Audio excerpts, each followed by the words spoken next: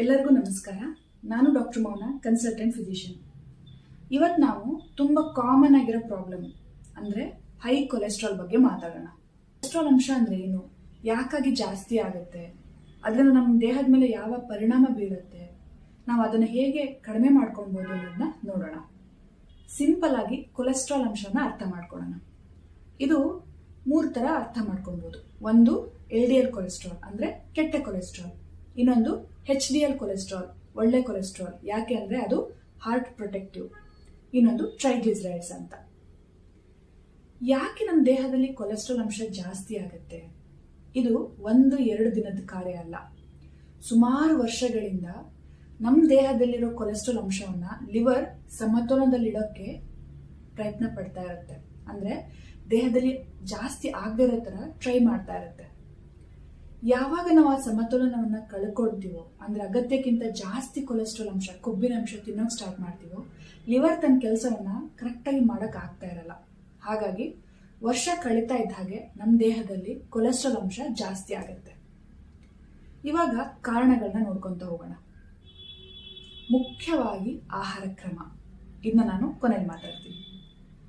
ಬೇರೆ ಕಾರಣ ಯಾವುದು ಅಂದ್ರೆ, ಒಂದು ಏಜ್ ಫ್ಯಾಕ್ಟರ್, ಅಂದ್ರೆ ಸ್ವಲ್ಪ ವಯಸ್ಸಾಗ್ತಾ ಹೋದಾಗೆ ನಮ್ಮ ದೇಹದಲ್ಲಿ ಕೊಲೆಸ್ಟ್ರಾಲ್ ಅಂಶ ಜಾಸ್ತಿ ಆಗ್ತಾ ಬರಬಹುದು. ಎಲ್ಲರಲ್ಲೂ ಅಲ್ಲ, ಕೆಲವರಲ್ಲಿ ಮಾತ್ರ. ಇನ್ನೊಂದು ಹಾರ್ಮೋನ್ಸ್, ಅಂದ್ರೆ ಈ ಹೆಣ್ಮಕ್ಳಲ್ಲಿ ಮೆನೋಪಾಸ್ ಆದಾಗ, ಅಂದ್ರೆ ಮುಟ್ಟು ನಿಂತ ನಂತರದಲ್ಲಿ ಕೆಲವೊಂದು ಹಾರ್ಮೋನ್ಗಳು ಏರುಪೇರು ಆಗುತ್ತೆ. ಅದರಿಂದಾಗಿ ನಮ್ಮ ದೇಹದಲ್ಲಿರೋ ಕೊಲೆಸ್ಟ್ರಾಲ್ ಸಮತೋಲನ ಸ್ವಲ್ಪ ಏರುಪೇರು ಆಗೋದ್ರಿಂದ ಕೊಲೆಸ್ಟ್ರಾಲ್ ಅಂಶ ಜಾಸ್ತಿ ಆಗುತ್ತೆ.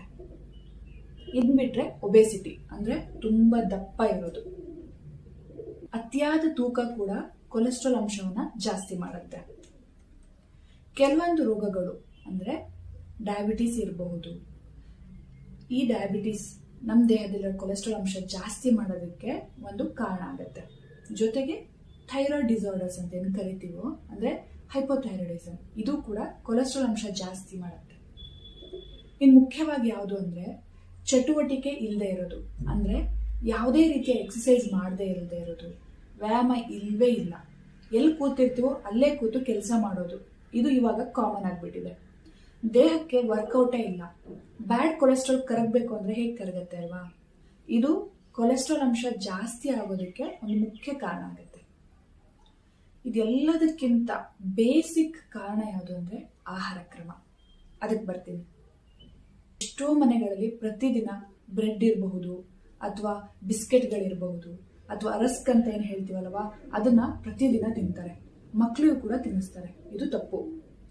ಹಾಗೇನೆ ಬೇಕರಿ ಸಿಗುವಂತಹ ಜಾಸ್ತಿ ಸ್ವೀಟ್ಸ್ಗಳನ್ನ ತಿನ್ನೋದು, ಅಥವಾ ಎಣ್ಣೆಲಿ ಕರೆದಿರೋ ಪದಾರ್ಥಗಳನ್ನ ತಿನ್ನೋದು ಕಾಮನ್ ಆಗ್ಬಿಟ್ಟಿದೆ.